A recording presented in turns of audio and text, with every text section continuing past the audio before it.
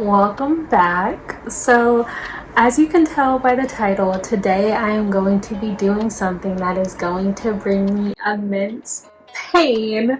I'm going to be reacting to my personal statements from when I applied to undergrad. And I don't know, I've never considered myself to be like a bad writer. I've always been pretty good starting in maybe middle school.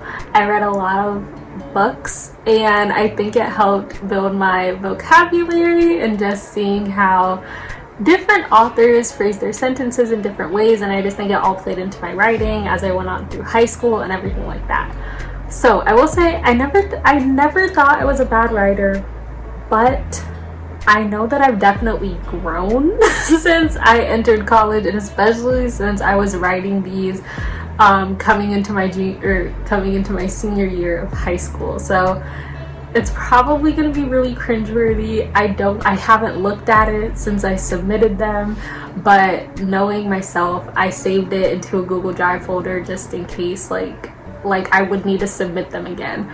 But I have them here, most of them. I have it for the private schools I applied to. Unfortunately, I can't find my essays for the UCs. I even tried to log back into the application and see if I can find it, but I couldn't. So I'm going to start reading them now.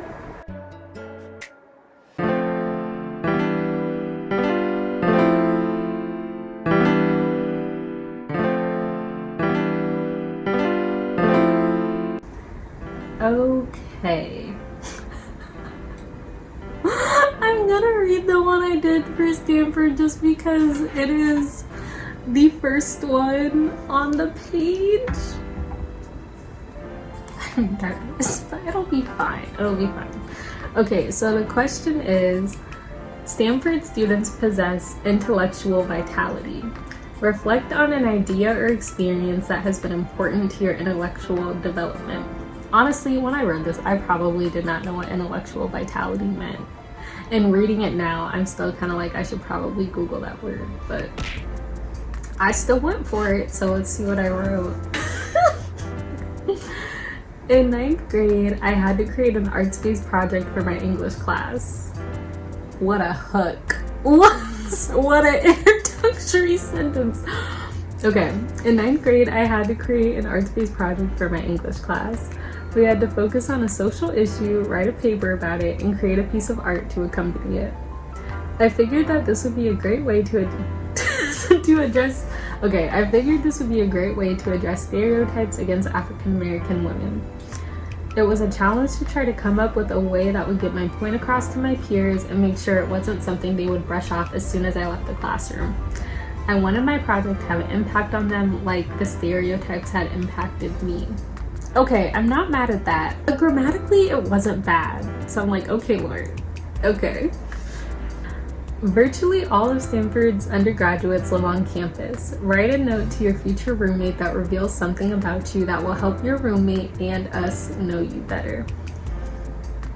I can literally bet $500 that I mentioned The Sims somewhere in this paragraph, because I still mention it today when people ask about me. I'm like, oh, I love Sims, but yeah, I can bet I mentioned it. Let's see. When it comes to decorating, I like to decorate my wall with things that mean a lot to me because I get to glance at them often and it reminds me of what's important. Even though I do like to decorate in real life, my real talent in decorating is hidden in The Sims 3. It's my all-time favorite game that I would spend hours playing if I had the time, which means I only get to play it every few months. I also love to make corny jokes and tell people random facts that they don't need to know. At the end of the day, these are all fractions of my personality that make me unique, and I can't wait to meet you and find out about all the things that make you unique. I feel like I was just so hi, I'm Lauren, I like Sims, I like dancing, and I like to sing even though I can't. I was just very bubbly, and I am bubbly now. I'm just tired too because adulting is hard, but it's cute. I don't know if I would would have accepted myself off of that essay either, but it's just like that's who I was at that point in time. That's what interested me. I did like corny jokes. I do still like corny jokes. So it's funny because so much has changed, but like at the same time nothing has changed.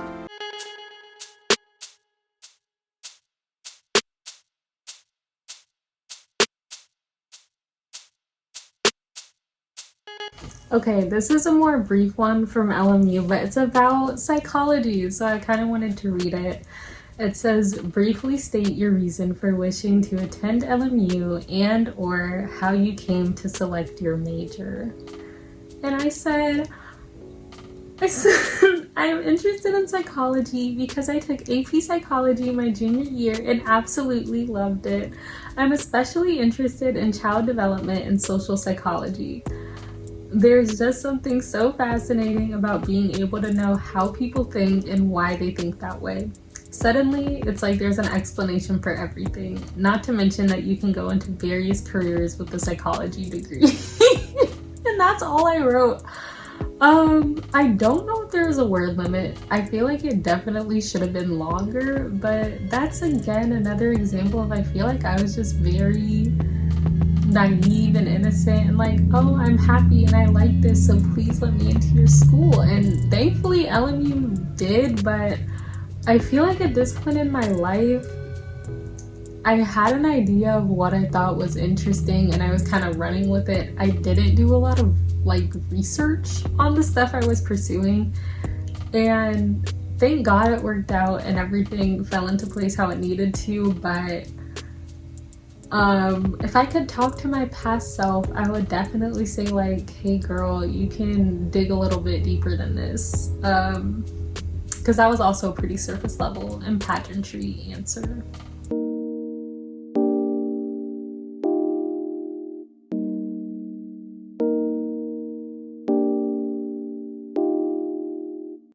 Okay, now I'm gonna read one of the essays I wrote for Chapman. It had a 200-word limit, and it said, there are thousands of universities and colleges. Please share with us why you are choosing to apply to Chapman. I said, there are plenty of reasons to apply to Chapman. First, it's a town with a lot of history, and because... Chapman is not a town, girlfriend. Okay. And because of that, there's quite a bit of Old Town Orange left behind. I think I just meant it was a town with a lot of history. I don't know. Then I said, despite that, there's also a good balance of modern aspects in the hospitality industry. This balance has created a great community that I would love to be a part of. Second, even though there's a small student body, there are tons of extracurricular activities to be a part of. Not to mention, the university's small size makes it considerably easier to graduate in 4 years.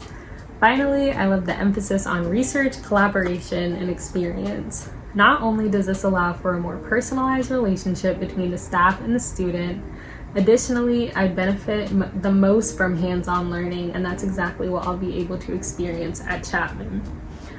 Okay, you had me in the first half, not gonna lie, but like the opposite of that, because I literally have no idea what I was talking about in those first 2 sentences. I said a good balance of modern aspects in the hospitality industry, and I don't even know what I meant by that. I don't know. I think I meant like it was a cute area and everyone's nice, but that is not what that sentence means. So I don't know, but I saved it in the second. I saved it. I took those little bits that they put on the website about why it's such a great school and I added them to the statement. So it worked out. I got into Chapman too, so it obviously worked out.